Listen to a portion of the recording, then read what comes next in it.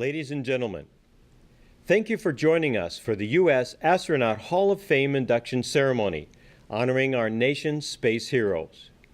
Please rise for the presentation of colors by members of the Girl Scouts of Citrus Council, followed by the national anthem, performed by Kelty Zevitz from Girl Scout Troop 1412. Color guard, attention. Color guard, advance.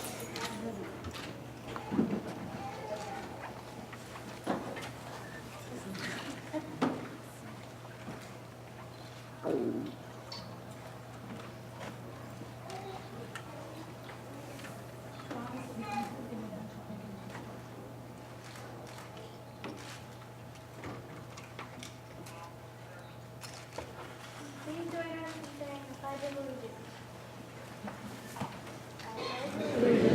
To the flag of the United States of America and to the republic for which it stands, one nation, under God, indivisible, with liberty and justice for all. Now singing the national anthem, Kelty Zevitz.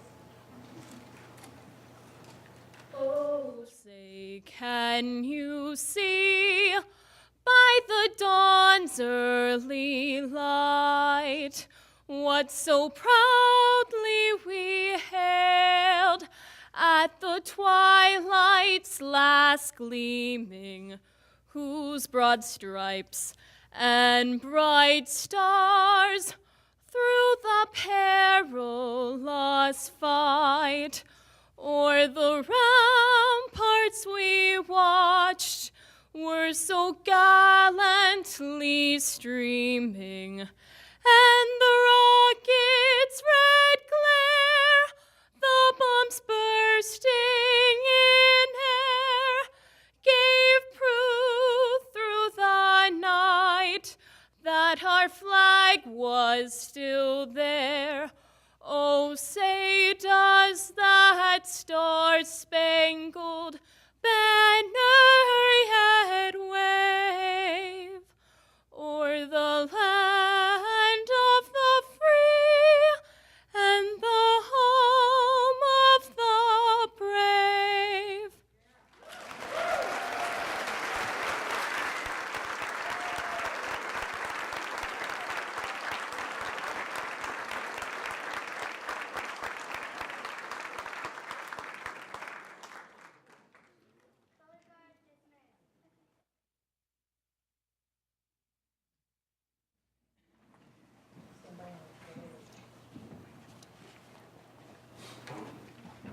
Color guard, dismiss.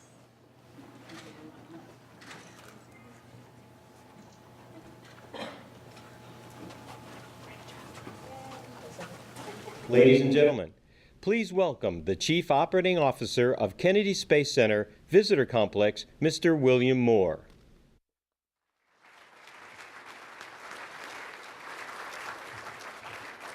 Good afternoon. Take your seats, please. Thank you. Thanks to the Girl Scouts, and particularly thank you to Kelty for that wonderful rendition of our national anthem. On behalf of 55,000 Delaware North Company employees worldwide, including especially those here at the Kennedy Space Center Visitor Complex, welcome to today's induction ceremony celebrating the 12th class of Space Shuttle astronauts entering the United States Astronaut Hall of Fame. The Visitor Complex is honored to host today's ceremony, celebrating the achievements of 3 NASA astronauts, Bonnie Dunbar, Kurt Brown, and Eileen Collins, as they are welcomed into an elite group of space exploration heroes. These are exciting times for the Visitor Complex as we continue to tell NASA's remarkable story. At one time or another, each of today's inductees flew Space Shuttle Atlantis. It's going to be displayed starting on June 29th, just a few steps away from where we are today.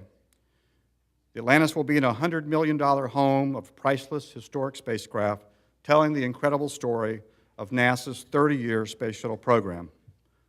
From just a few feet away, our guests will be awed and inspired as they have a very up-close 360-degree view of Space Shuttle Atlantis, including all the wear and tear of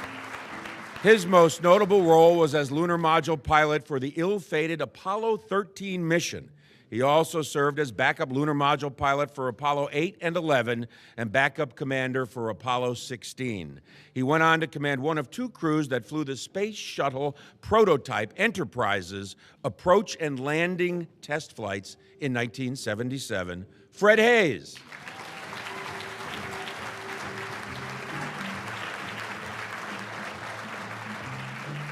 He became the 10th man to walk on the moon during Apollo 16 when he claimed the record for the longest lunar spacewalk.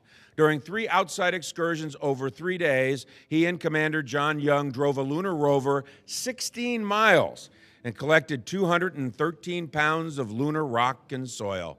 Charlie Duke.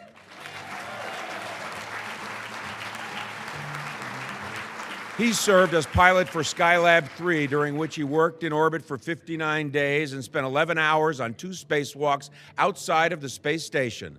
Later, he commanded the 3rd orbital test flight of Space Shuttle Columbia STS-3, Jack Lausma.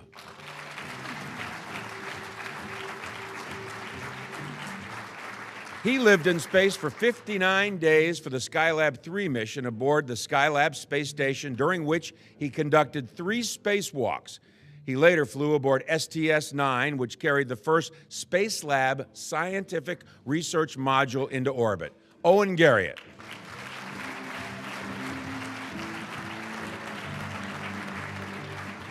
This astronaut served as the pilot of the Apollo-Soyuz test project, the first joint mission between the United States and Russia. He went on to command 3 space shuttle flights, including the first mission labeled as operational, STS-5, Vance Brand.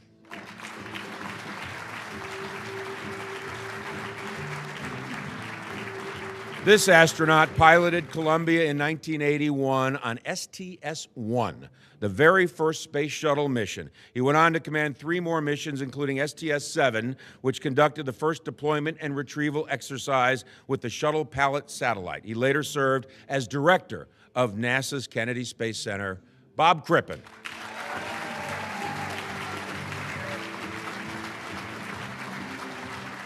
As a mission specialist for STS-5, he and the crew performed the first fully operational flight of the Shuttle Transportation System. He later flew on STS-51A, where he and crewmate Dale Gardner used the manned maneuvering units to capture 2 malfunctioning satellites. Joe Allen.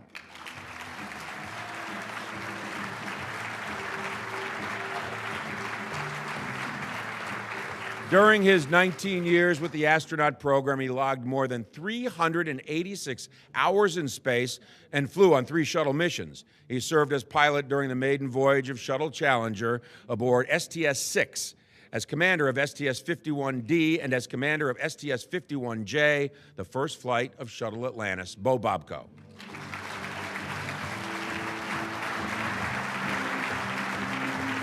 A 3 spaceflight veteran, he was on the first crew to fly an orbiter in close proximity to a free-flying satellite on STS-7. He then commanded STS-51A and later STS-26, which marked the space shuttle's return to flight following the Challenger tragedy. Rick Houck.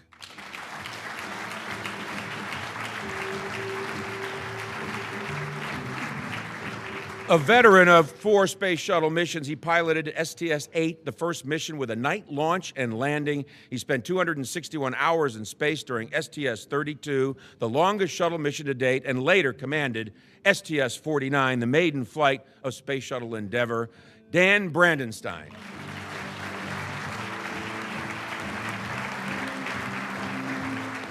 Logging more than 500 hours in space, he piloted STS-9 and later commanded STS-61B and STS-28. He also played a key role in returning the shuttle to flight following the Challenger accident, leading the Space Shuttle Orbiter Return to Flight team.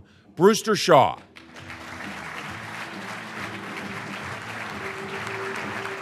This astronaut, a veteran of 5 space shuttle flights, served as pilot for STS-41B, which culminated in the first landing on Kennedy Space Center's runway. He then commanded STS-61C, STS-27, 47, and 71, the first space shuttle mission to dock with the Russian space station Mir. Hoot Gibson. He flew 3 space shuttle missions, STS-41C, STS-61C, and STS-26, and was a member of the first spacewalking team to repair a satellite in orbit. He retains the distinction of being the only American to test fly the Russian Manned Maneuvering Unit. Pinky Nelson.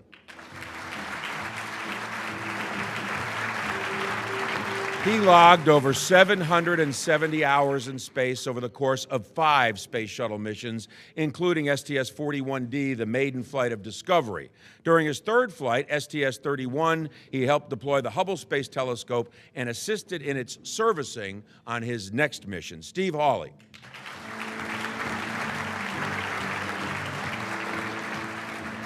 He served as pilot of STS-51C and commander of STS-31, which deployed the Hubble Space Telescope, and STS-46, which conducted the first tethered satellite system test flight. From 1997 to 2000, he was deputy director of NASA's Kennedy Space Center. Lauren Shriver.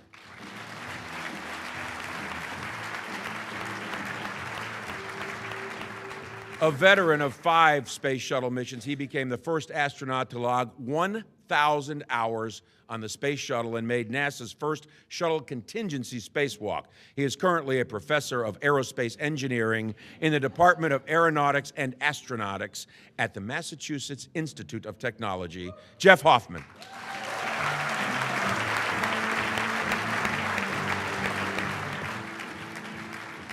A veteran of 4 space shuttle flights, he piloted STS-61C and STS-31, which deployed the Hubble Space Telescope, then served as commander for STS-45 and STS-60, logging more than 680 hours in orbit. Today, he serves as NASA's administrator. Charlie Bolden.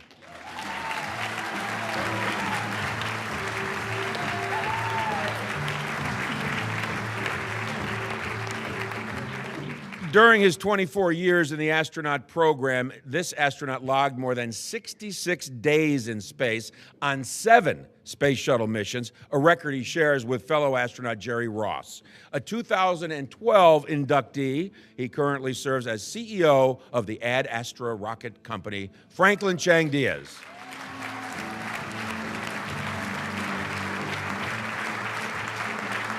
He has logged 161 days in space on 5 missions. He served as pilot of STS-29 and STS-33 and commander of STS-43 and 58. This astronaut became the 3rd American to live aboard the Russian space station Mir, setting an American record of 128 days in orbit. John Blaha.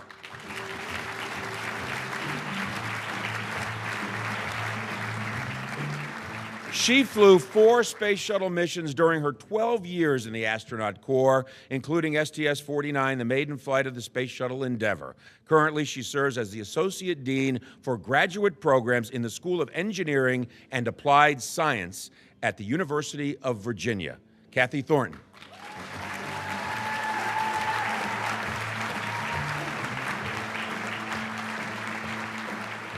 He piloted STS-41 and STS-53 and served as commander for STS-65 and STS-88.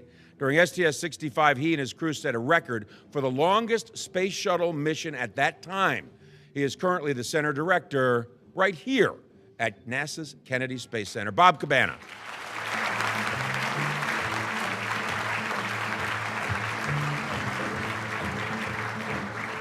Ladies and gentlemen, our Hall of Fame astronauts.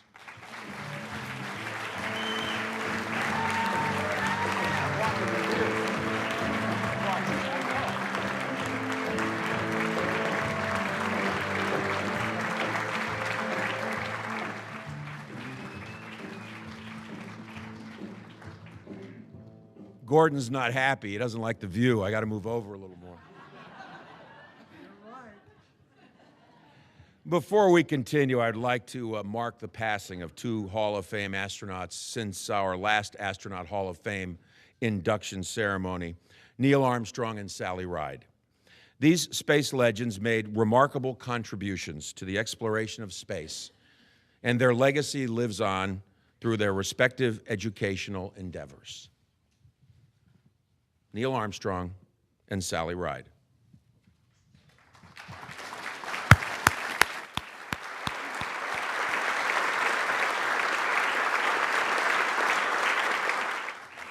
You know, after doing this for as many years as I have, you get to kind of be a fly on the wall to a lot of their conversations, as any good journalist would. And, I have to tell you that one of the things that has always amazed me is that whenever I'm listening, overhearing, eavesdropping on their conversations, they don't talk about the past so much. They talk about the present, and they talk about the future and moving America forward. They talk about inspiring the next generation of great explorers, scientists, engineers, and teachers who will take their places on the shoulders of these giants. And that has always been what is important to them. And that has always been something that I have marveled at, gentlemen. And now it is my pleasure to welcome to the podium Hall of Fame astronaut and NASA administrator, Charlie Bolden. Charlie? Over there. It's for tall people over here, John, so that's all right. I'll pull it down. Thanks very much. And just very briefly, let me thank all of you for coming out today and for supporting the Astronaut Scholarship Foundation. It's my real pleasure to be here to speak on behalf of the National Aeronautics and Space Administration, your space administration, and just give you sort of a really quick status check, because hopefully you all know what we're doing. We're having fun, for one thing. Bob Cabana will tell you that. Anybody that you talk to down here at the Kennedy Space Center will tell you that. And Bob and I both like to tell people, if you're not having fun, you're either in the wrong job or you're not paying attention to what's going on. Your space agency is doing pretty well. It's a very difficult time, but in the face of those difficult times, we're calling on people like the folk that are sitting here on this stage who had dreams when they came into this program. Many of them, if they're honest with you, will tell you that, other than the Apollo guys, okay, they really got to do what they wanted to do. But many like me came to NASA intending to go to the moon and then on to Mars. And I think a lot of us would say the same thing. And today, for I think the first time in my lifetime anyway, we're on the precipice of being able to do that. We've allowed commercial entities, industry, to take over transportation to low Earth orbit, to and from, to the International Space Station, and NASA's really focused on trying to get beyond. We're excited about a mission that we're going to put together this summer that's an asteroid retrieval mission, and then after that, moving on to Mars in the 2030s. So for all of you here, thank you so much again. Congratulations to the 3 incredible inductees this year. You all are going to have fun, believe it or not. Hopefully you have had a good time up until now, but the fun's about to begin with your introductions, so stand by. And to all of my colleagues here in the foundation, thanks very much for your continued support, for coming back every year, because it really means a lot to the foundation. And thank you all again. God bless you.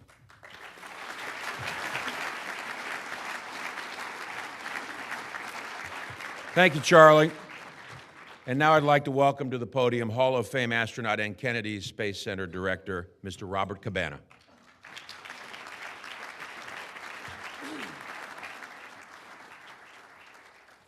Thank you, and welcome to the Kennedy Space Center in this year's Astronaut Hall of Fame induction.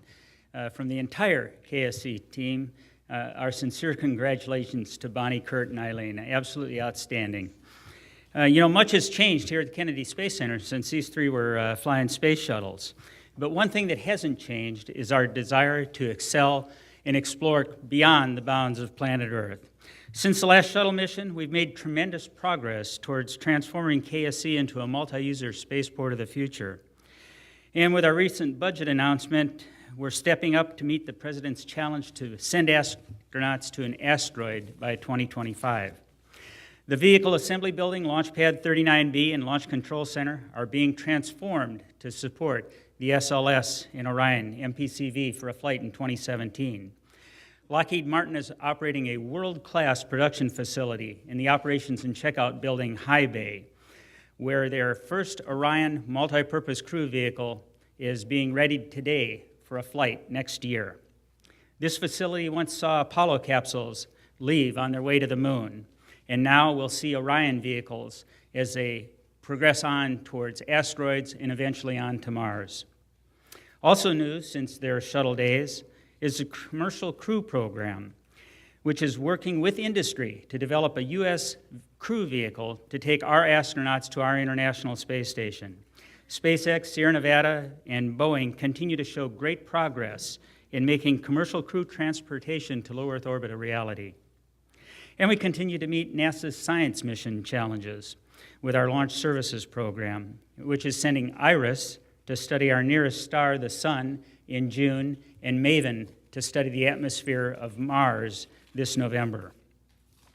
And finally, since all three flew on Atlantis, I hope they can make it back the end of June for the grand opening of what I believe is a truly special and spectacular facility that showcases America's space shuttle program, what we have accomplished in those amazing 30 years, and the people that helped accomplish it.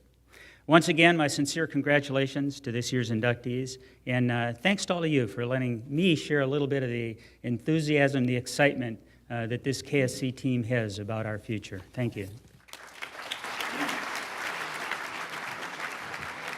Thank you, Bob. And now, ladies and gentlemen, please welcome Hall of Fame astronaut and Astronaut Scholarship Foundation Chairman, Charlie Duke.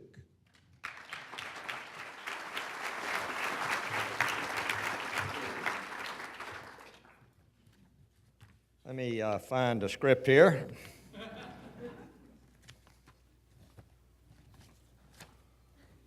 Somewhere. Here we go. Good afternoon, everybody. It's great to have you here. Thank you for coming and helping support this very, very special day for three of our friends who are being inducted. As the chairman of the Astronaut Scholarship Foundation over the last 3 years, first let me say how happy we are for y'all to be here and to join us and welcome Bonnie, Kurt, and Eileen into the U.S. Astronaut Hall of Fame. It is our pleasure to be a part of this great occasion, and when I say our, the Astronaut Scholarship Foundation. The foundation was founded by the original 7 Mercury astronauts nearly 30 years ago, and we've come a long way since that time. We started out by giving just a handful of $1,000 scholarships, but today, thanks to the dedicated work of astronauts, others in our staff, and others that have helped us raise the funds, and you all that are also involved, we are able to inspire 28 deserving students with $10,000 scholarships annually, making astronaut scholarships the largest monetary award given to undergraduate science and engineering students in America based solely on merit, of which that we are very proud.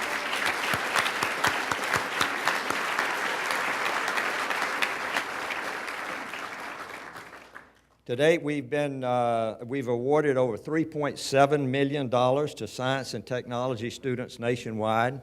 Some of them are here with us today. So I'd like the scholars that are here, would you please stand, and we'd like to recognize you. Here they are.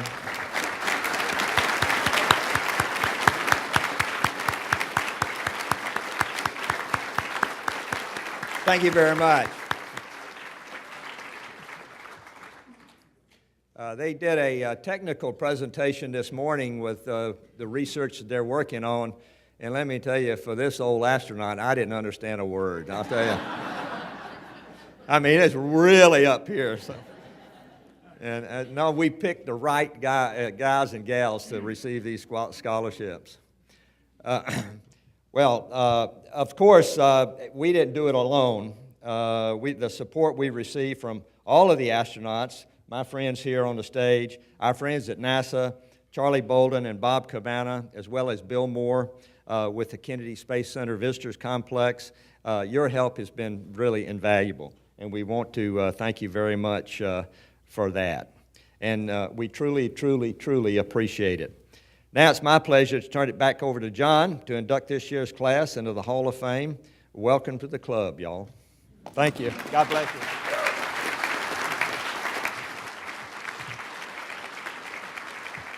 It is that time, the induction of the 12th class of Space Shuttle astronauts into the United States Astronaut Hall of Fame. They will be introduced in the order in which they flew in space. Our first inductee is Dr. Bonnie Dunbar.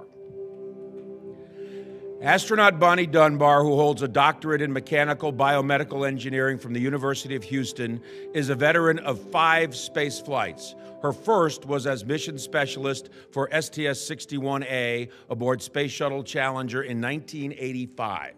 Her second as mission specialist aboard Columbia for STS-32.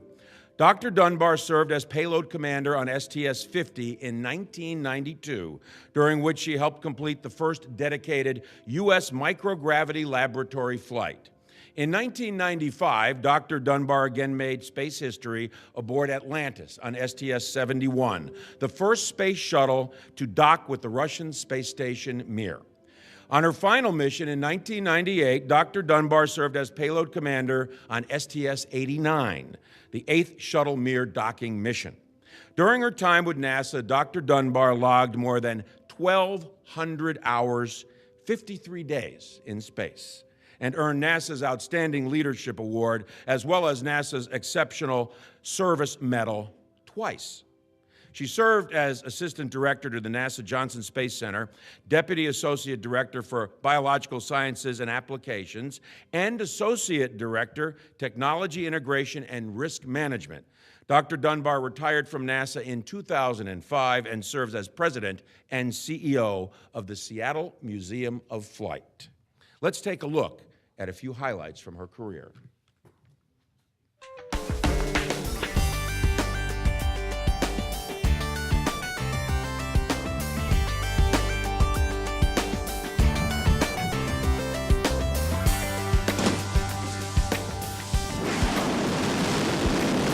Ignition and liftoff. Liftoff of Challenger and the Space Lab D1 mission. And the shuttle has cleared the tower.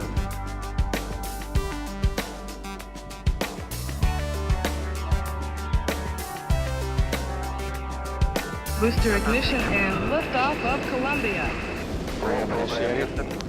Roger, roll, Columbia. Well, hello, Elvis. It's so nice to have you back where you belong.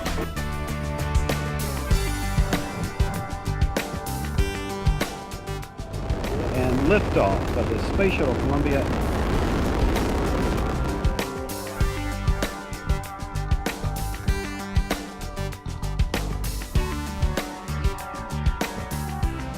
Liftoff of the Space Shuttle Atlantis on a mission that will herald a new day of international cooperation in space.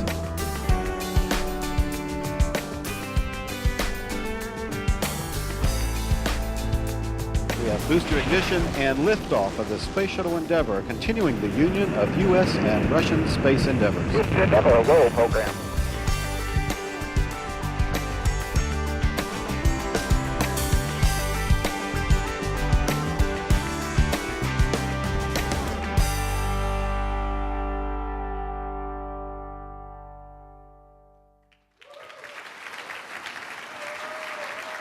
Ladies and gentlemen, astronaut Bonnie Dunbar.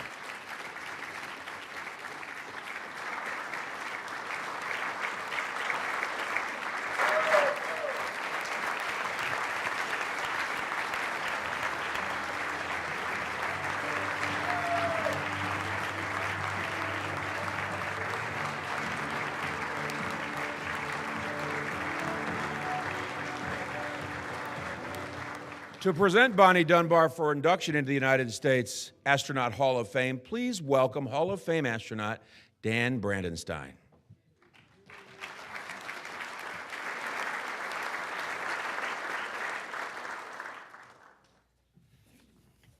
Well, good afternoon. It's my pleasure to do this introduction. And, 93 miles as the crow flies from Seattle is the town of Yakima, Washington. Then 32 miles further down the Yakima Valley Highway is Outlook, Washington, population 292, and the home of the Dunbar Ranch. Now, obviously, that's where Bonnie grew up, and usually, as is the case with children growing up on ranches or farms, they have to pitch in and have a lot of work to do. The chores range from picking up rocks prior to planting the crops to branding cattle at the roundup. And in this environment, Bonnie developed her work ethic and recognized the value and rewards of dedication to tasks at hand. In 1967, she graduated from high school. She was inspired by NASA's human spaceflight program at that point, although it was rather in its infancy. And she put in her first application to the astronaut office. This is right out of high school. NASA sent her a note back, thanked her very much, but said she probably wasn't quite ready. So as a result, she went to the University of Washington to become a Husky and starting in the School of Engineering. Now at that era, not all young women were encouraged to be engineers, but she did find a mentor, Dr. Muller, who was the head of the ceramic engineering department and became her mentor. He told her that ceramic engineering was where it was at and to focus on that, which she did.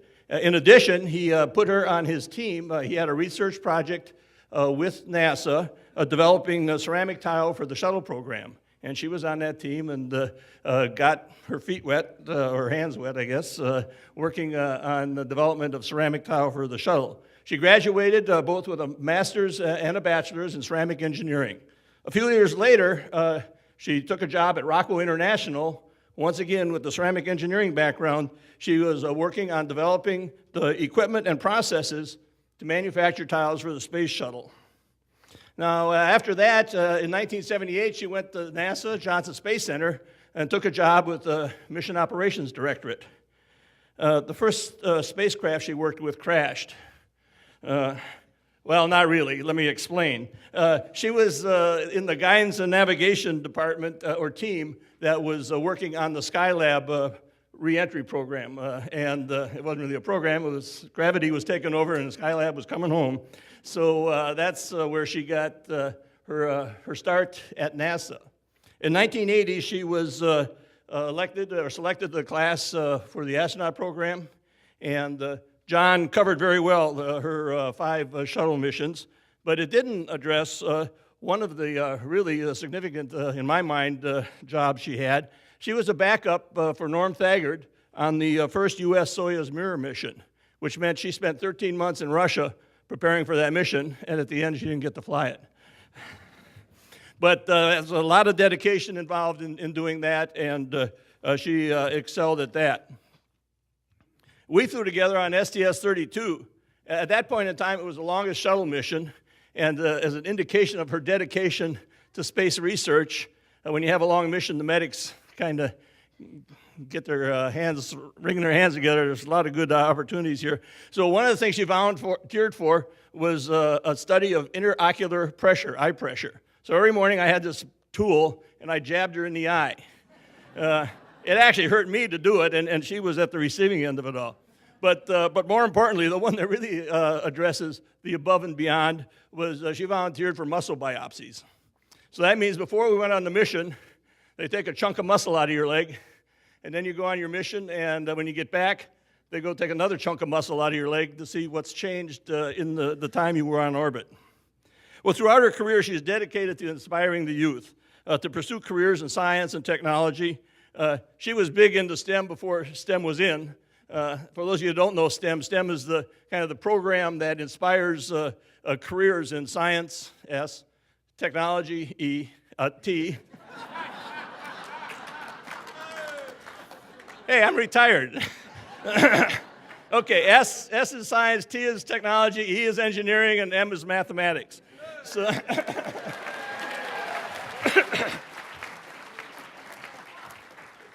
so throughout her career, she did a vast number of presentations, and one of the notable ones was relayed to me by Dick Taylor, a mutual friend of ours. He's a former test pilot at Boeing.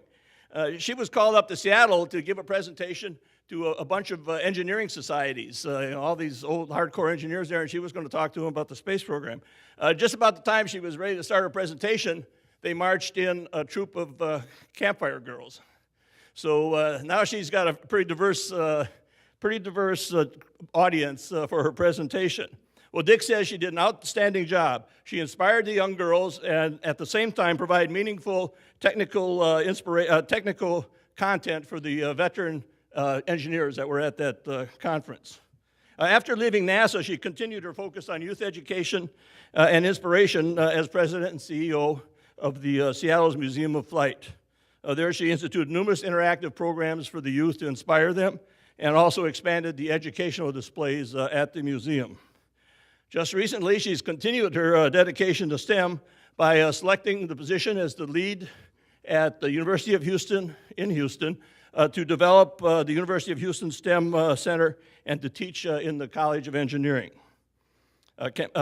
Now, there's one little-known first that Bonnie had that I don't think many people know about. She's the first, and in my knowledge, the only person to take the family bull to orbit. Let me explain. While we were training for STS-32, the prize family bull got hit by lightning. It ended its life. Her dad had it processed, had some beef jerky made, and sent it to Bonnie in Houston. Now, you don't just take food into space. She takes the food to the people that prepare the food for space, and they go through about 2 months' worth of testing it to make sure it's safe to take to space. Well, on STS-32, the Dunbar family bull launched with us up to orbit. I'm sad to say it didn't come home. But it sure tasted good. Ladies and gentlemen, it is my honor to introduce you to the newest member of the Astronaut Hall of Fame, Bonnie Dunbar.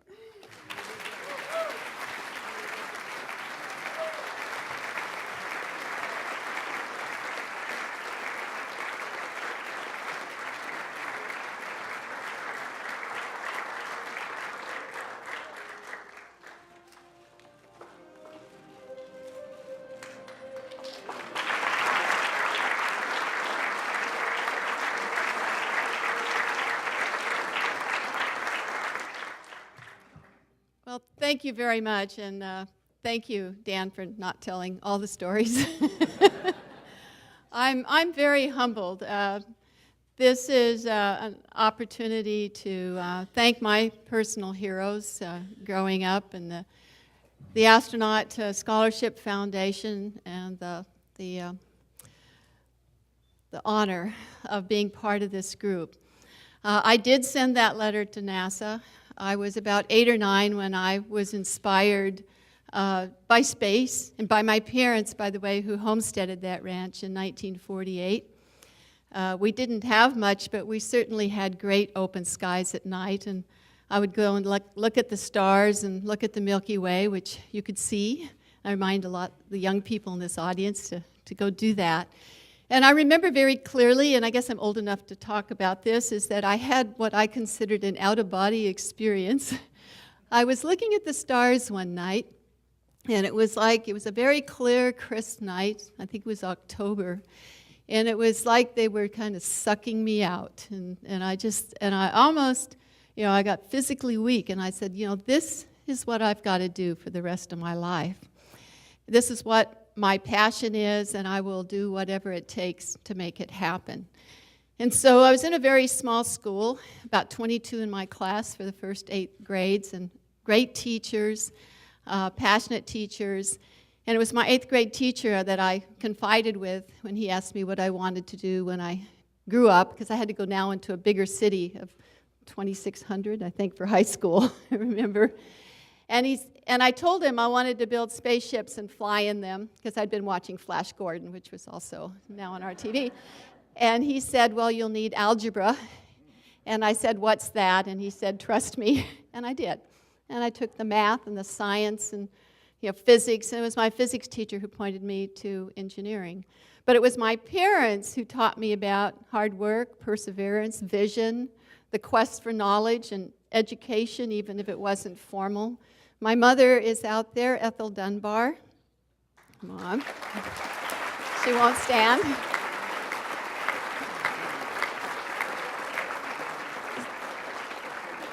Sadly, my father's not here, but what Dan didn't tell you on our mission together, we were waved off, I think, a day in an orbit. I don't remember how many times we waved off, but we didn't get back on time. I think, and then we had a long time getting out of the shuttle because there were a variety of things. So about dawn, we got out and we met the families. And Dan apologized to my father for keeping his daughter out all night.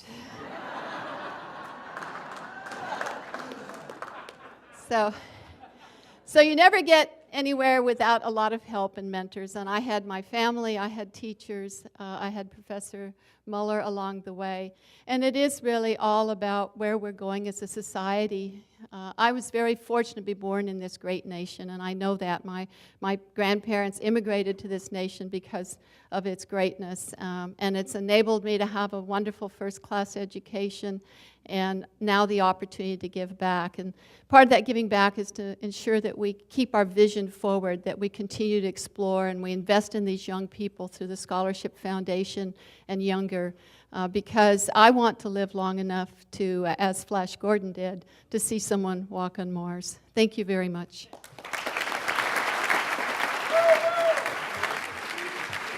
Congratulations, Bonnie Dunbar, and welcome to the United States Astronaut Hall of Fame.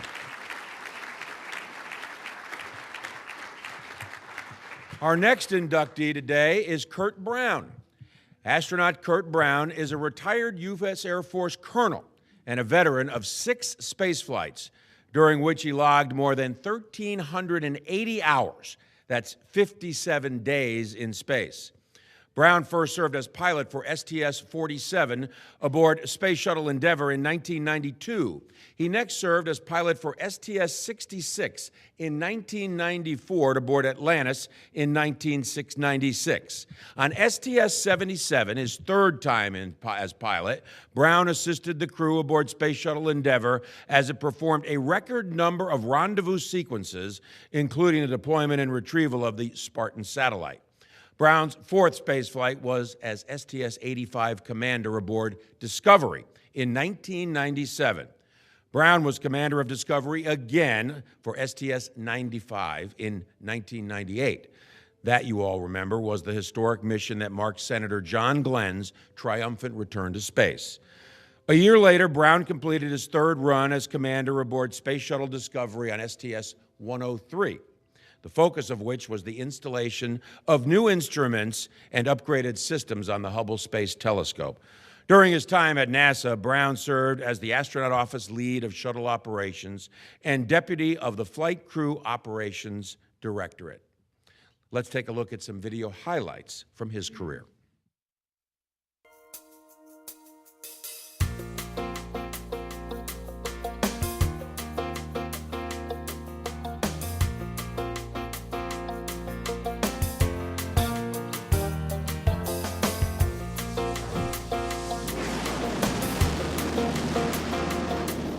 Liftoff of Endeavour on America's 50th space shuttle flight.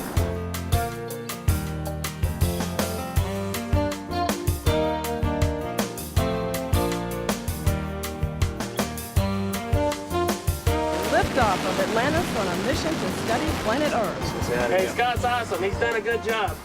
Thanks, Kurt. If you can just get him to stay off his head now at home. Liftoff of the Space Shuttle Endeavour. Roll program, Houston. Roger, roll, Endeavour. Discovery copy advisors in pseudo 2.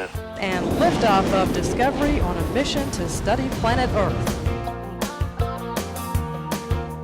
And liftoff of Discovery with a crew of 6 astronaut heroes and 1 American legend.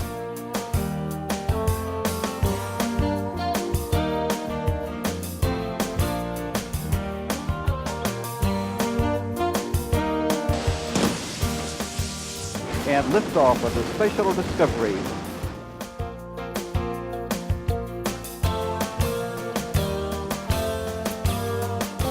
Discovery Houston, we see a good grapple. Discovery, we pulled the room. You have a go for the release of the Hubble Space Telescope.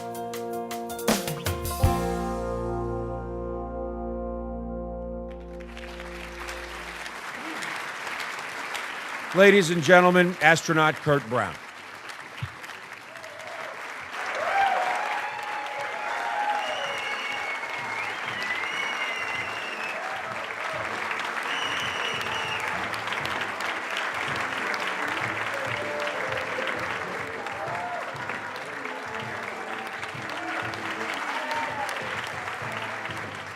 To present Kurt Brown into the United States Astronaut Hall of Fame, please welcome Hall of Fame astronaut Hoot Gibson.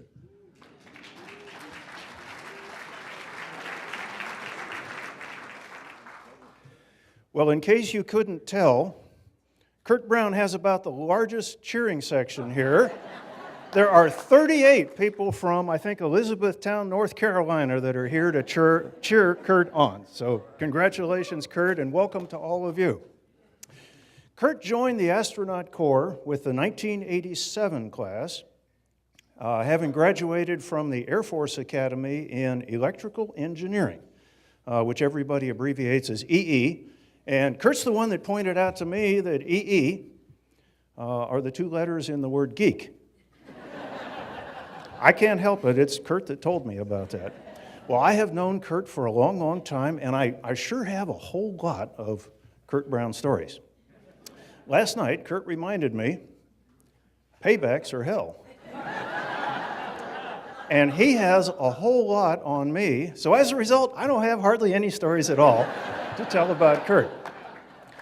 I got to have the wonderful experience of training with Kurt on the 50th Space Shuttle launch, Space Lab J, which stood for Space Lab Japan. It was a joint flight with the Japanese. We had a Japanese scientist on board, Mamoru Mori, and the Japanese paid for virtually all of the mission. It had some interesting things on it. We had frogs, fishes, and hornets on board. And frogs and fishes, that's no problem. But hornets, we had 256 carnivorous hornets in an enclosure, fortunately, aboard Endeavour. And it had occurred to me a couple times, man, I sure hope none of those guys get loose in the cabin with us. Because these things are about 2.5 inches long, and they're meat eaters, they're carnivorous, and I didn't want them feeding on us. But the mission was really easy compared to the training. And Kurt grew up in North Carolina, and food-wise, he's very much an American standard food sort of person. And we spent 2 weeks all together in Japan in the course of this mission, and I was afraid Kurt was going to starve to death on this mission. Because some of the things that we had to eat, I'll give you just 2 examples.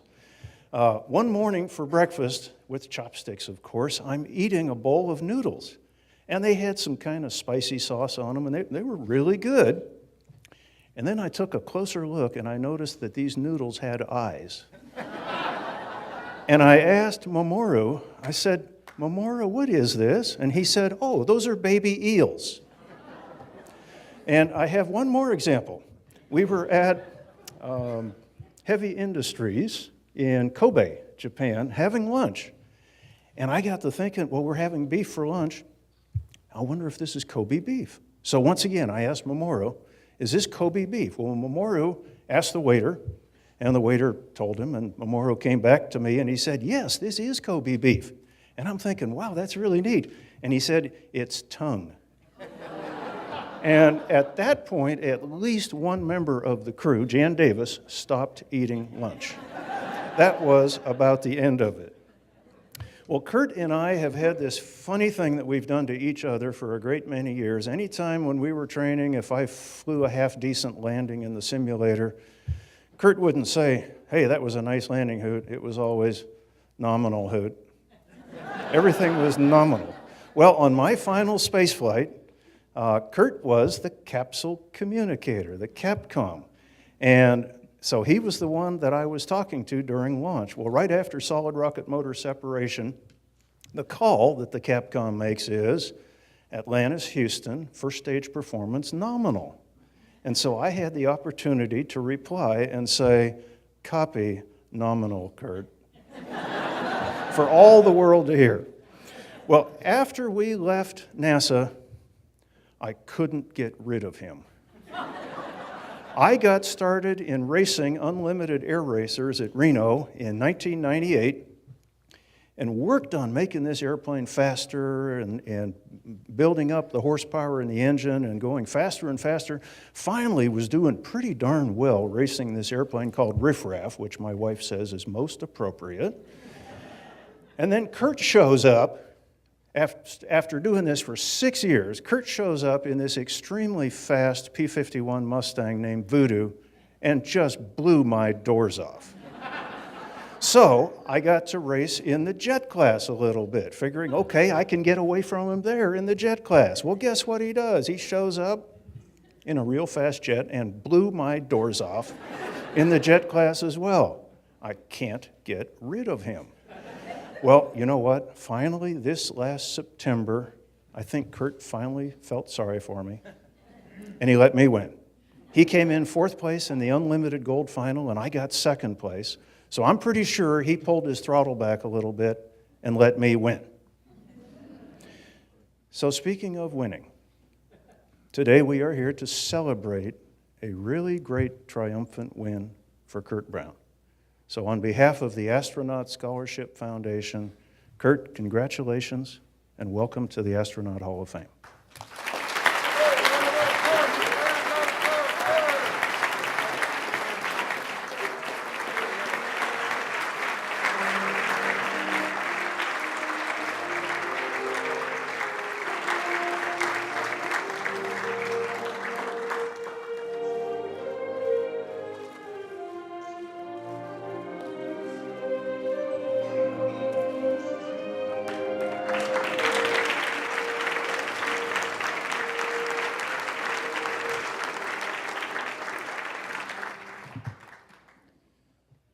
Well, I'm I really can't believe this is happening, folks. It's quite an honor, and I'm very, very humbled by being here today. When I was told that Hoot was doing my introduction, I got really worried, though. And it proved to be correct. I'm not sure you can believe anything he says, but anyway, thank you very much, Hoot. Where are you at back there? And I'll get back to you later. No, seriously, thank you very much for everyone for being here. And first of all, I'd like to thank Charlie and your board and the Astronaut Scholarship Foundation for such a great event and a great purpose. You guys do a great job. Thank you very, very much for that. And I'm very humbled to be part of it, and I'll do my fair share.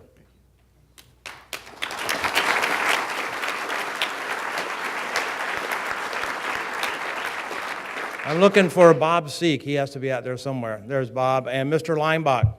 Where's he at? Back there, okay? First of all, Bob, you and your team, thank you very much for, they're the team actually that does the voting process and the induction into the Hall of Fame. And obviously, the money I sent you was well worth it. Thank you. And between Bob and Mike Lomback back there, they gave me 6 space shuttles that were perfect. We went up in orbit, obviously had a very successful missions. But I do think I'm the only astronaut, or at least a commander, that launched and left part of my orbiter on the ground. And I have my drag chute door at home, and I don't think I'll ever get rid of it. That's kind of an inside joke, but anyway. Lynn LeBlanc, I didn't have the chance to work with Lynn very much. She's leaving the Astronaut Scholarship Foundation. But Lynn and her staff did a tremendous, there's Lynn right there, did a tremendous job over the many years she's been here. And we all wish you the best of luck in your future endeavors. And I'm sorry that I won't get to work with you unless I talk you into coming back. So thank you very much, Lynn.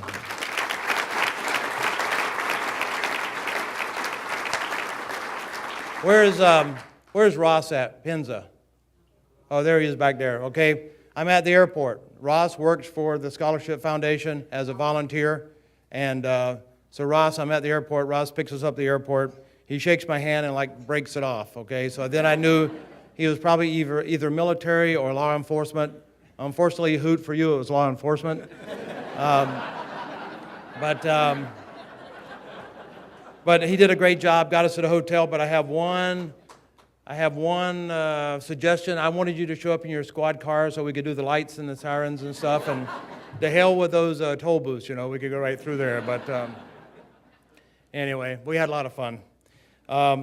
As Hoot mentioned, I have a lot of folks here. Mary and I got together and decided to send out our invitations and stuff, and we're going, boy, this is a big deal for me, but for the other folks, that's a lot of expense to come down and be part of this. So we said, shoot, it's better to invite and have them turn us down than not invite at all. So we invited all our friends, and they all came.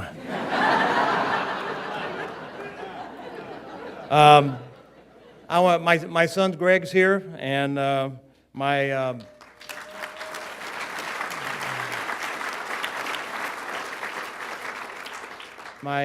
brother's here, and his son. My two sisters are here, and obviously my beautiful wife's here, and then especially my aunt and uncle are here. They're the, can you say matriarch or patriarch, or however that is, of our family. So I have the whole side, my whole family's here, and it's I'm very honored to share this with them. I also have a lot of aviation friends. As Hoot mentioned, I do some air racing, and I have a number of racing friends here, and also some airline friends that I work with at the job, and they're here. And then I have a whole group of my friends from our local area in Hudson, Wisconsin. Mary and I live in the Twin Cities, and just across the river in Wisconsin is where we live. And you know, I thought about this, and I think I finally figured it out. You know, yesterday they had a huge snowstorm, about 12 inches of snow, so I know why they came. So. Well, I'm sure I forgot someone, but seriously, thank you so much for showing up. It means a lot to Mary and I, and this is a one-time-in-a-lifetime event, and I'm so glad that you're part of it. One aspect of being an astronaut is, obviously it's a lot of fun. We get to go up in orbit and all that, but the great people you get to work with. I'm a pilot, I'm an aviator, I'm not a really smart guy. Geek is how you spell it. So, but I'd like to seriously thank Dan Brandenstein and Bob Cabana and Hoot Gibson. They were the chief astronauts at the time that I was having my career at NASA. And through their guidance, smart decisions, flight assignments and stuff, I think without their guidance I wouldn't be here today. So I really want to thank you guys for taking care of me and keeping me out of trouble. So, somewhat, Hoot. Hoot was my first commander on Space Shuttle Endeavour. It's STS-47 back in 1992. And if you don't know Hoot, it's not like you cannot have fun when you're working with Hoot. So we had a blast. I learned a whole bunch from Hoot, and I give him a lot of credit, seriously, for my career at NASA. He taught me how to be a good commander, a great commander, maybe in some people's minds, mine. You got to make this fun, folks, okay? But Hoot taught me a lot about being a commander and how to organize your team and how to have missions that were successful. And that's what we're here for, to go out and do good missions and make them successful. So thank you very, very much, Hoot, for that. And, you know, I was feeling real good about that until last night at the dinner, and an astronaut came up to me and they said, you know, after having Hoot as your first commander, you actually did all right after that. You recovered nicely. So, anyway. Seriously, though, you get to fly. I had 6 shuttle flights, so I got to fly with a lot of astronauts, a lot of crew members, over 30 different crew members. And, you know, U.S. astronauts, obviously, and a lot of international astronauts. I had 2 Canadians on my flights. I had a lot of Europeans, and I had a couple of Japanese. And it's so awesome to work with all the folks from the different countries and all those smart people, again, because I'm a pilot. And but no, those folks are unbelievable if you ever get to talk to some of them, and it is truly amazing. As you probably know, I had a special crew member on STS-95 in the fall of '98, and that was Senator John Glenn.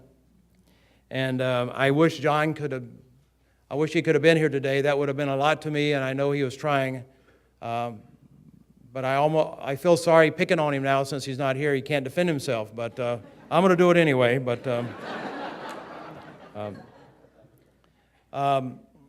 John was a wonderful crew member, and it's really strange. I have a lot of heroes up here that were doing space operations when I was a kid, and John was obviously the first American to orbit Earth back in 1962, and to have him as a crew member was truly an honor, and we had a great crew. We really had a great crew and had a lot of fun. His wife, Annie, has to be the nicest person in the world, and I wish she was my grandmother, so to speak. She is a wonderful lady. I remember a story. I used to call my mom every time I got assigned to a shuttle flight. I'd call Mom up and say, "Hey, Mom, guess what?" And she goes, "What?" Kind of, you know. I say, "Mom, I got assigned to another shuttle flight, or to a shuttle flight." She goes, "Really?" And you know how moms are. She goes, "Well, if that's what you want to do."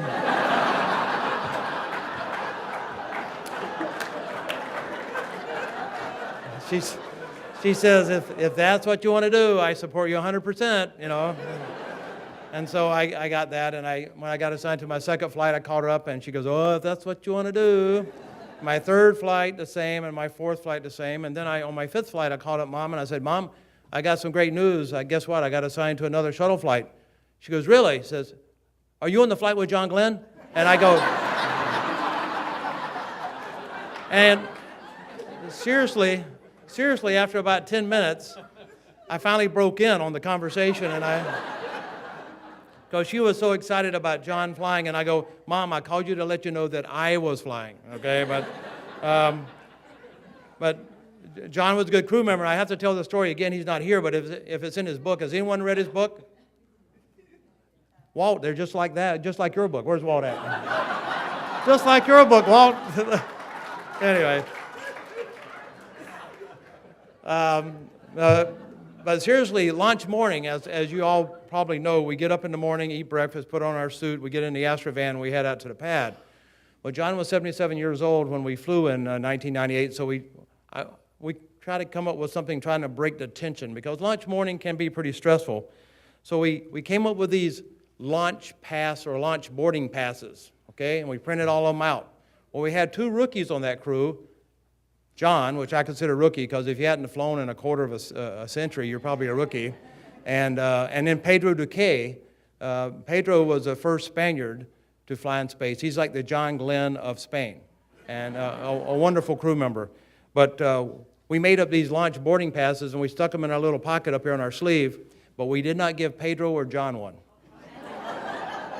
So we're in the Astrovan, and we run out past the Launch Control Center, and our leadership gets out, thank goodness, and then we boogie on out to the pad, and on the pad, we pull up, you know, and the orbiter's sitting there, and it's spewing, making noise, and groaning and moaning, and we stop, and everybody grabs their stuff, and suit techs help us get standing, and the driver stands up and says, okay, boarding passes, please. So I unzip my pocket. I unzip my pocket, and I hand it to the boarding pass to the driver. He says, thank you very much, you can get off. And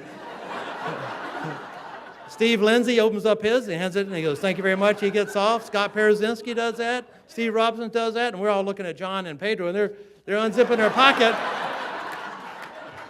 And their hands in their pocket, pretty soon their elbows in their pocket, and they're trying to find their boarding pass, and John goes, I don't remember getting a boarding pass. Someone must have really screwed up, because I didn't get a boarding pass and all that stuff.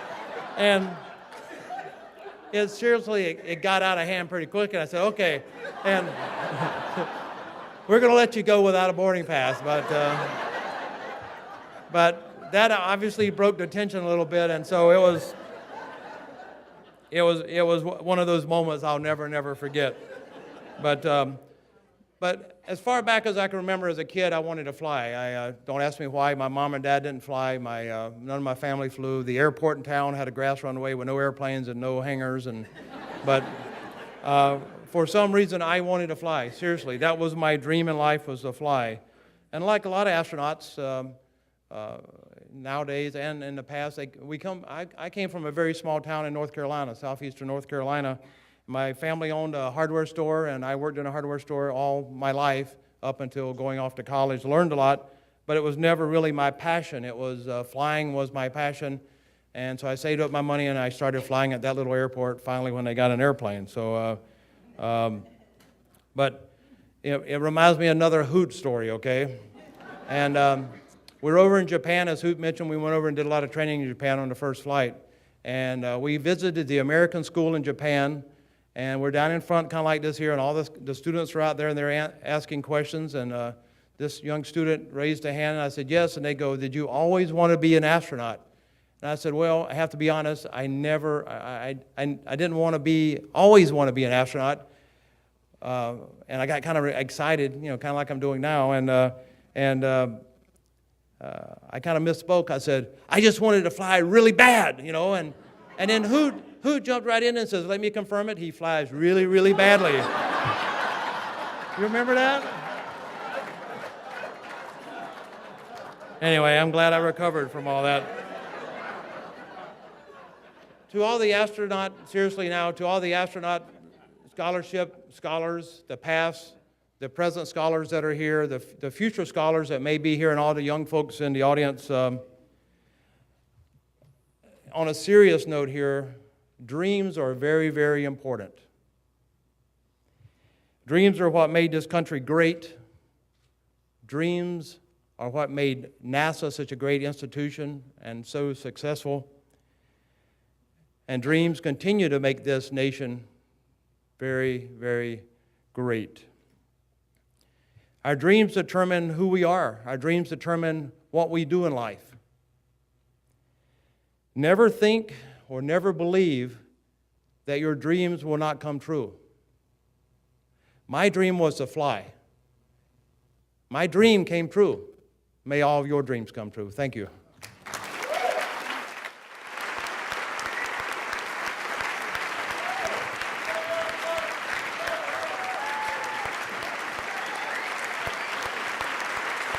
Congratulations, Kurt Brown, and welcome to the United States Astronaut Hall of Fame.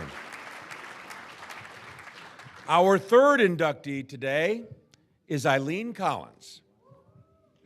Astronaut Eileen Collins is a retired United States Air Force colonel and veteran of 4 space flights.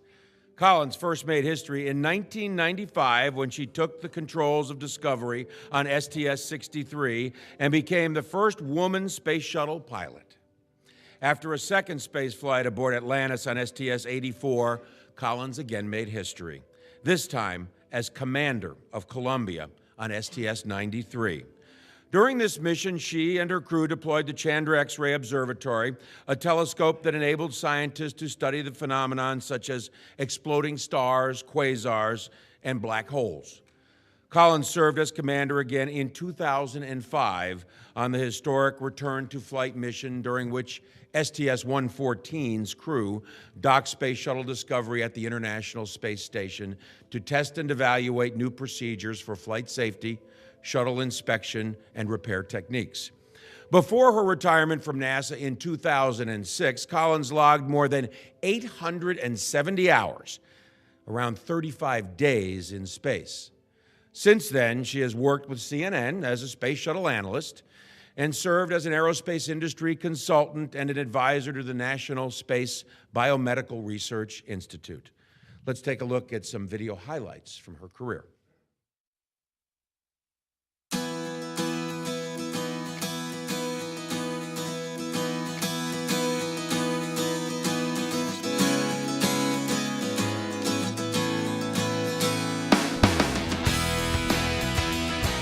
Liftoff of Space Shuttle Discovery.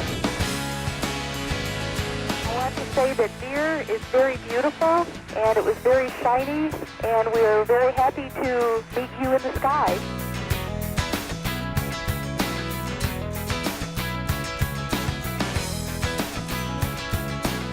And liftoff of the Space Shuttle Atlantis, maintaining America's constant presence in space.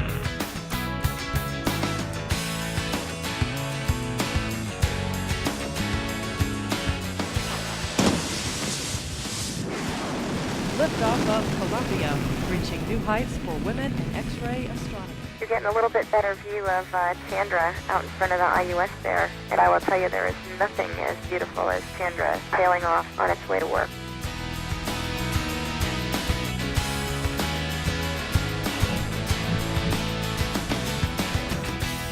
Liftoff of Space Shuttle Discovery, beginning America's new journey to the moon, Mars, and beyond.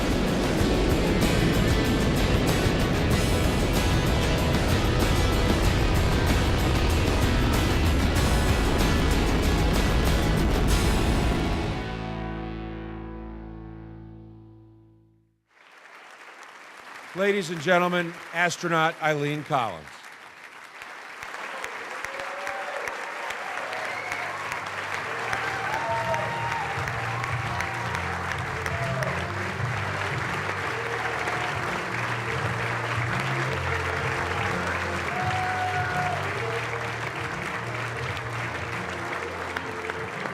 To present Eileen Collins for induction into the United States Astronaut Hall of Fame, please welcome Hall of Fame astronaut Bob Cabana.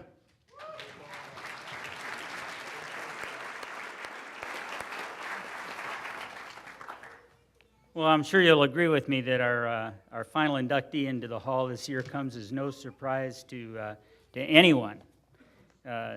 She's been leading the way for others her entire career and excelling at everything that she's done.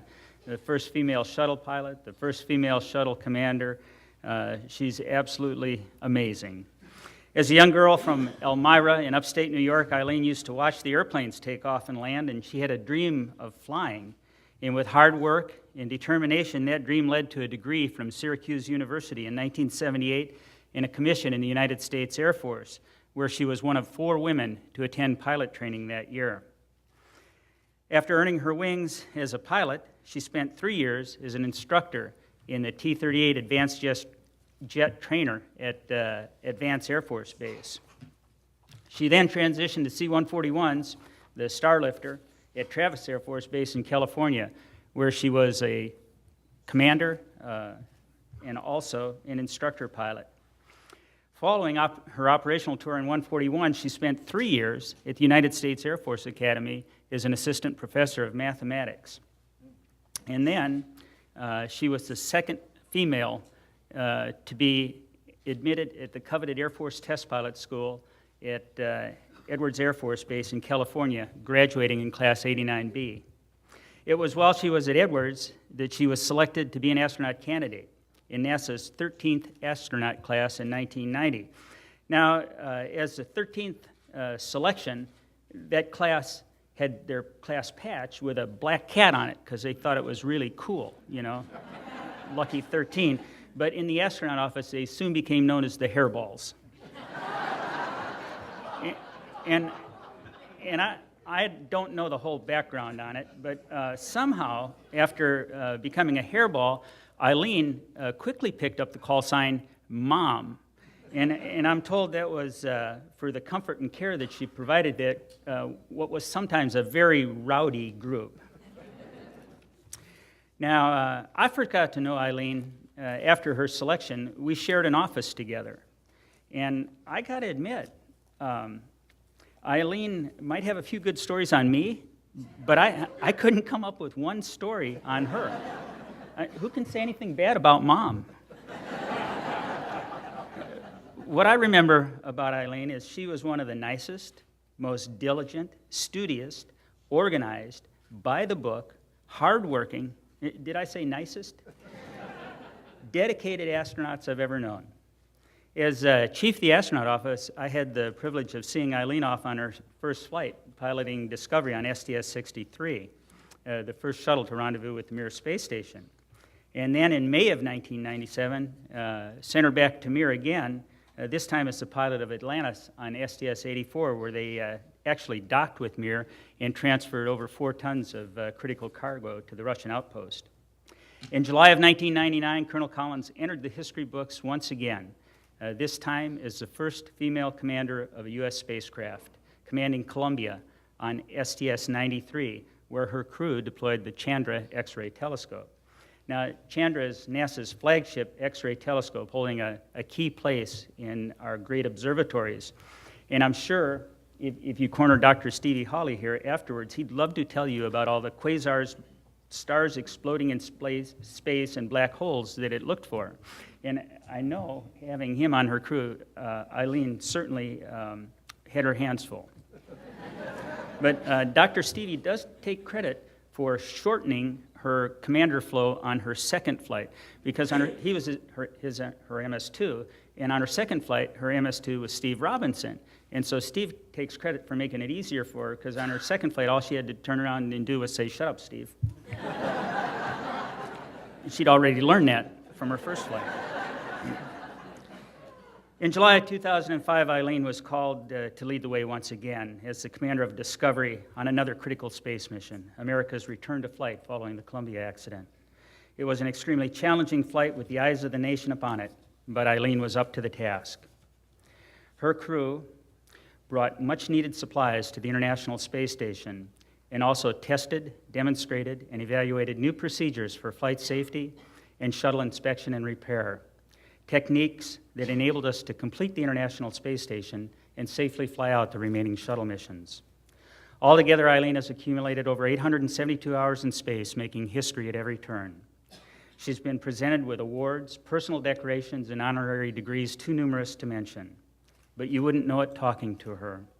She is one of the nicest, most mild-mannered, modest people I know. Did I say nicest?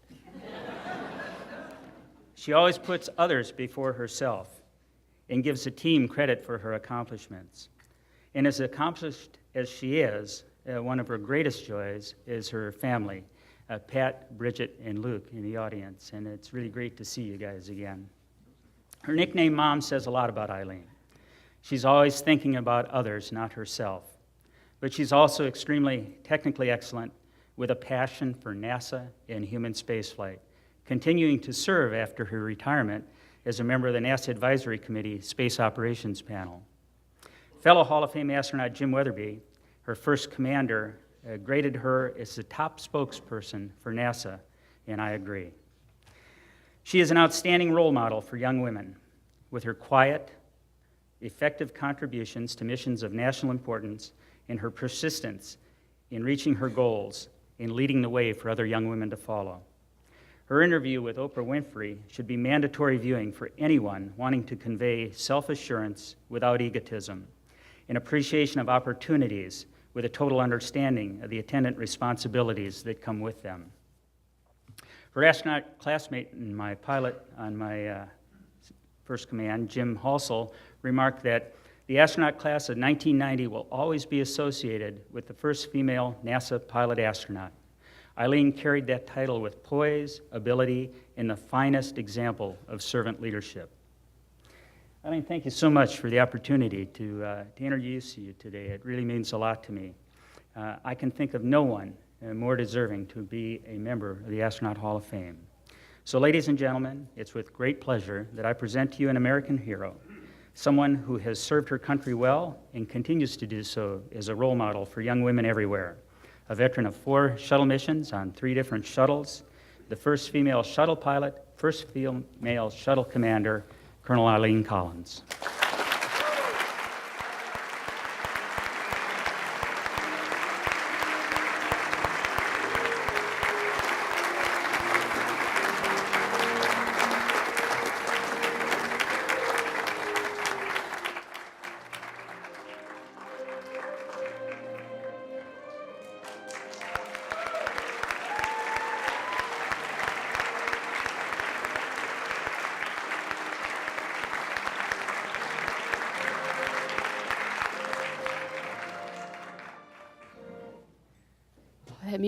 That music's really getting to me. Oh, thank you, Bob. I don't know if I can live up to that. That was, thank you so much for that nice introduction. I do want to say, got a few minutes here to share some words of wisdom, but I am always nervous before I get up to speak. And I am so much more calm going out on the launch pad and launching on 600 million pounds of controlled thrust than I am getting up in front of a group of people. So bear with me. I decided, since I'm so comfortable on the launch pad, I'd write a checklist for today. And it will also keep me on schedule so I don't go over time. But I want to begin by thanking, obviously, the Astronaut Hall of Fame and the Astronaut Scholarship Foundation. Lynn, for all the great work that you've done over the years, and I'm glad I had the opportunity to work with you, and all the staff that put this great day together. Thank you so much for what you've done and what you'll continue to do. And it's also very important that right up front, I thank my family and my husband, Pat Youngs, and my 2 children, Bridget and Luke. They have supported me through my missions, especially my last one. And they're strong supporters of the space program. And my mom and dad aren't with us anymore, but I thank them wherever you are. Never put limits on me as far as my career. My dad wanted me to be an accountant because he knew I was good with money, and he wanted me to do his taxes. But when I told him I wanted to go in the Air Force, he said, "You are not going in the Air Force." And he was in the Navy back in World War II, so he must have some memories, but he said, "You are not going." But then when I told him there was a scholarship through ROTC, he said, "Oh, Okay. Well, but God bless my mom and dad. They were my heroes. And Bob Cabana, thank you so much for doing the introduction today. And I did want to say a few words about Bob. And yes, he already mentioned we shared an office in 1990 and 1991. He was training for his first flight on STS-41, and I shared the office with his commander, Dick Richards, and Bob, and he said a lot of words of wisdom to me when I was an astronaut candidate. And of course, I'm just absorbing all this. The first time you meet an astronaut, you remember what they said to you. Like for the rest of your life, you'll remember what they said to you. And one of the things that Bob, the most important words of wisdom that Bob gave me, drum roll, was, "Why are you sitting behind your desk reading engineering drawings? This is the most free time you are ever going to have in your time in the... Go home and play golf." So, do you remember that? And I still remember him telling me that because I didn't feel guilty anymore. But Bob and I shared a church back in Houston, and he was my boss for many years as chief of the astronaut office and a great role model and friend. So thanks again, Bob. I also want to congratulate Bonnie and Kurt. I'm so glad that I was able to share this experience with you. And I just want to say a few words about each of them.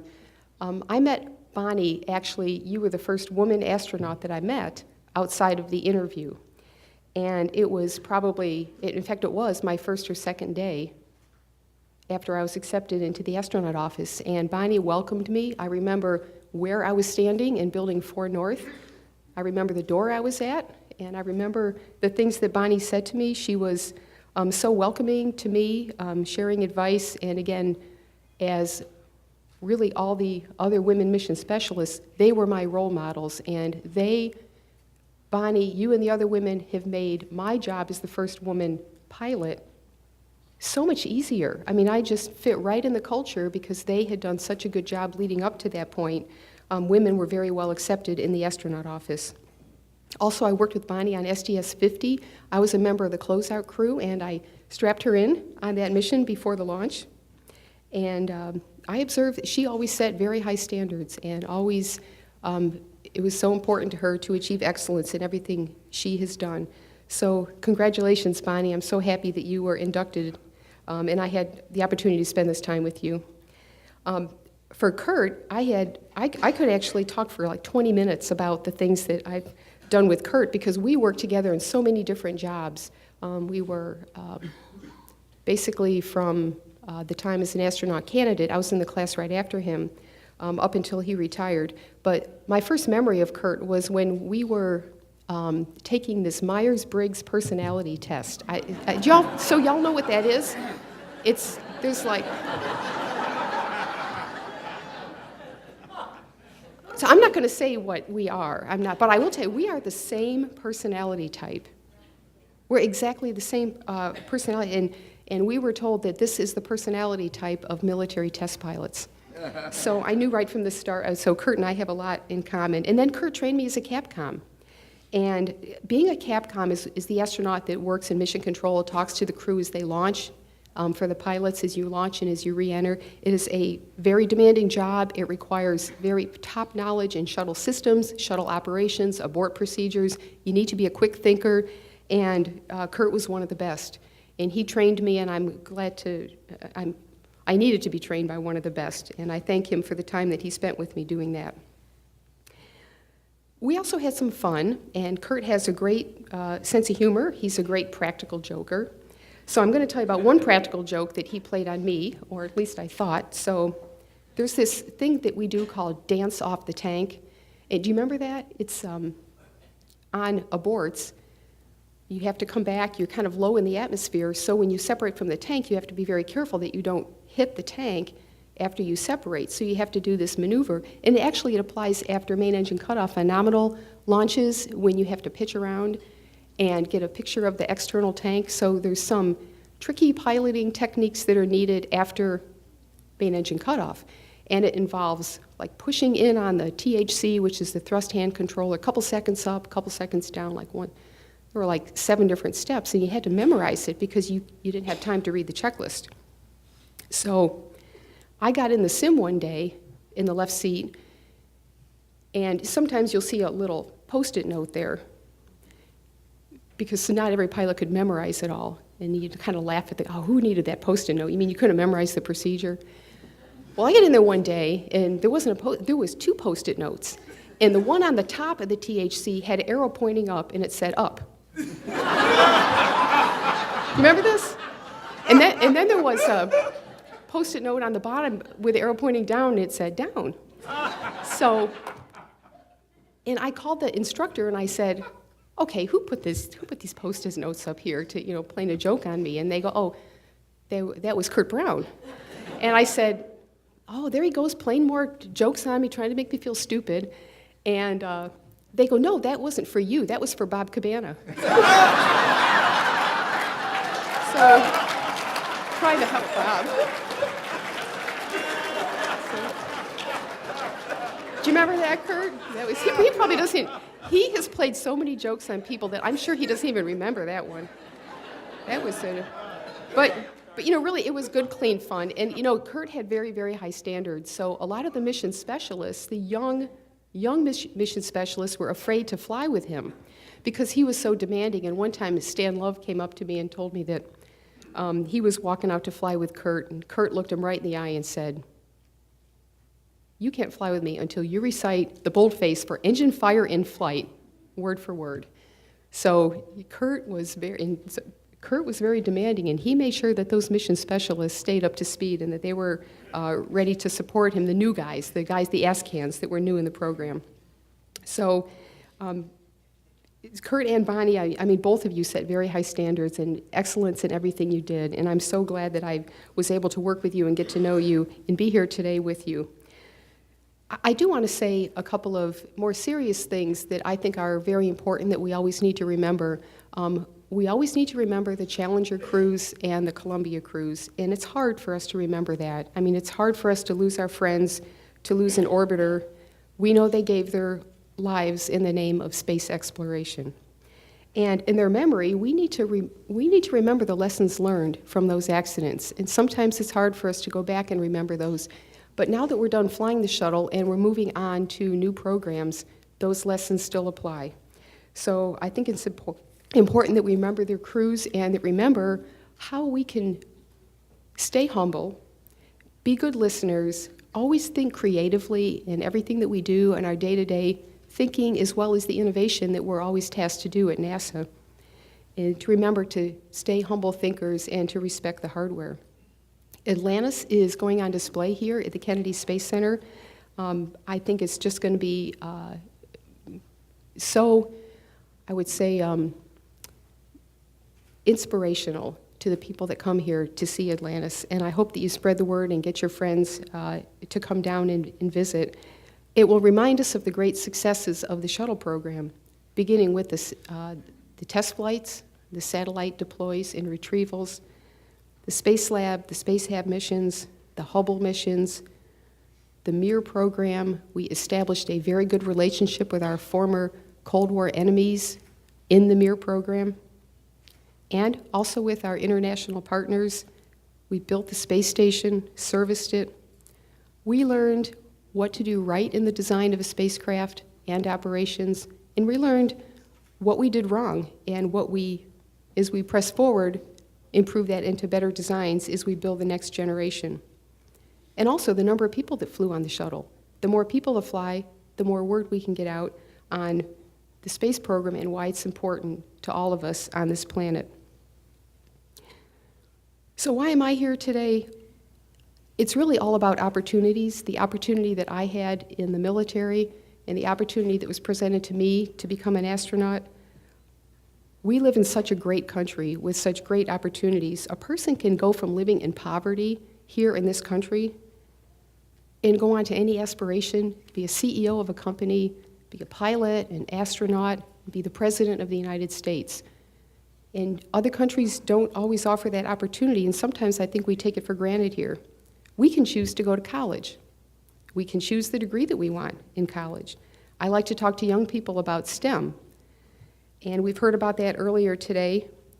But I like to tell young people, if I was going to college today and I wanted to be an astronaut, I would probably choose a degree like geology, because I know that we're going to be going to the asteroids, back to the moon someday, onto Mars. All of these opportunities are out there. Any science, any engineering will qualify you to be an astronaut, but the country also needs degrees like computer engineering and accounting. There's many areas where, although we have unemployment in this country, very high unemployment, there are jobs that go unfulfilled because they are technical jobs and we don't have people with the right skills. And that's really a shame. So I think we can steer our young people towards skills that can be used for the future. But regardless of what career that you choose, as a young person, pick a place, that you, a job, career field that you know is needed. You will be needed. You will be wanted. And that, in the long run, will not only help the country, but it will make you happy in the career that you have. And the space program obviously offers a great opportunity there. But if you are an expert in something, your company will know you, and that will make a name for you. And you can be a part of an exciting mission like the space program.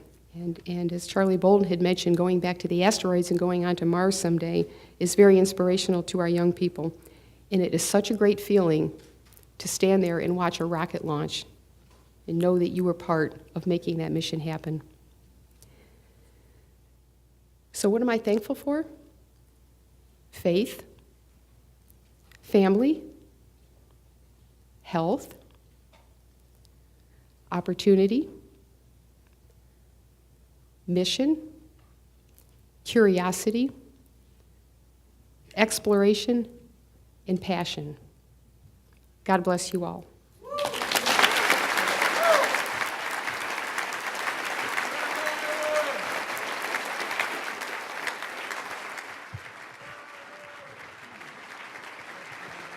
Congratulations, Eileen Collins, and welcome to the United States Astronaut Hall of Fame.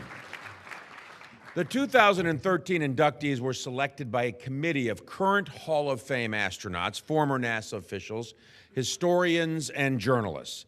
The process is administered by the Astronaut Scholarship Foundation. To be eligible, an astronaut must have made his or her first flight at least 17 years before the induction year, and must be retired at least 5 years from the NASA Astronaut Corps. Candidates must be a U.S. citizen, NASA-trained, commander, pilot, or mission specialist, and must have orbited the Earth at least once and made significant contributions to the study of space. Ladies and gentlemen, I am proud to present to you the United States Astronaut Hall of Fame class of 2013. Bonnie Dunbar, Kurt Brown, and Eileen Collins. Please stand up.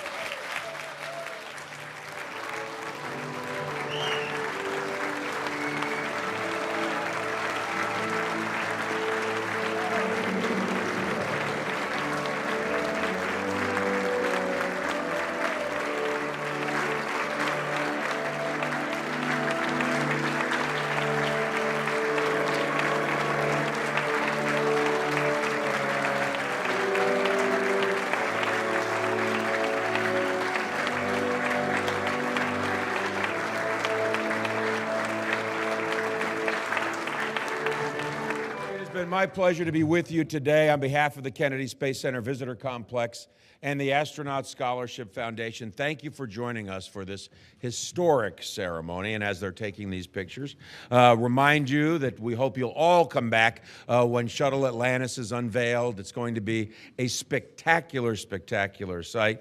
Please remain standing as the Hall of Fame astronauts make their exit down the red carpet after they wrap up these photographs.